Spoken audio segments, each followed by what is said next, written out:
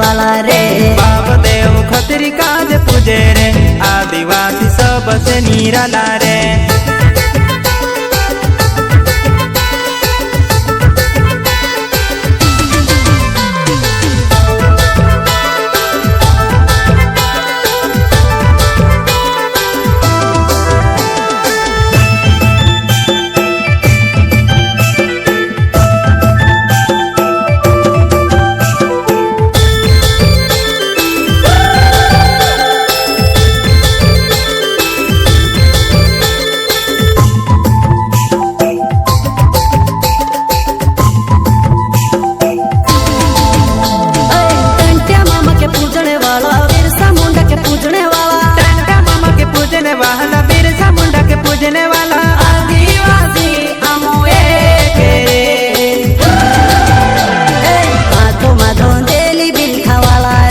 आदिवासी जंगल रखवाला रे।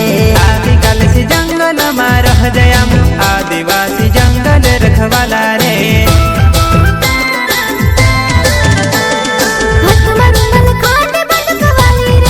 आदिवासी चोरी में बटवाली रे।